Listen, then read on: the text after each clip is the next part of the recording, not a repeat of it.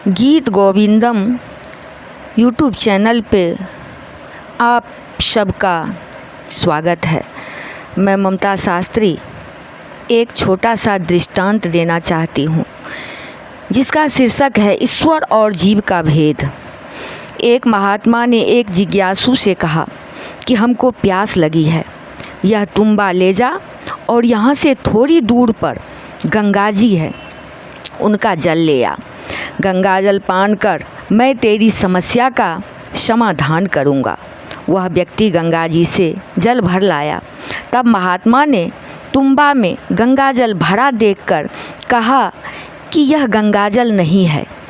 जिज्ञासु ने कहा, हम कसम खाते हैं कि यह जल हम गंगा जी से ही भर कर लाए हैं, यह गंगा जल ही है।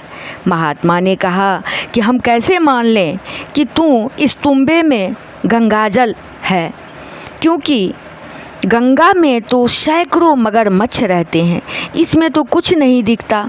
गंगा में सैकड़ों नावें चलती है, इस तुम्बे में तो एक भी नौका नहीं दिख रहा है।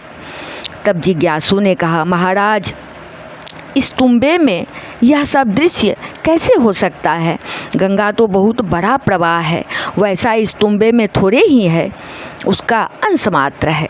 महात्मा ने कहा, यही ईश्वर और जीव में भेद है।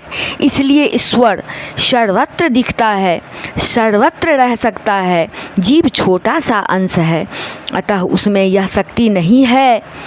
परंतु तत्वतः दोनों एक हैं, दोनों में कोई अंतर नहीं है। जो ईश्वर है वही जीव भी है।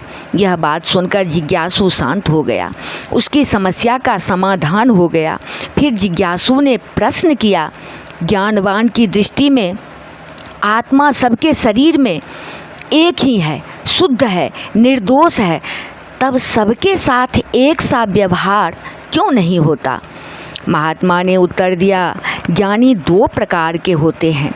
एक तो जीवन मुक्त कहे जाते हैं, जिनको अपने शरीर की भी खबर नहीं रहती, और दूसरे चतुर्थी भूमिका वाले आचार्य कहे जाते हैं।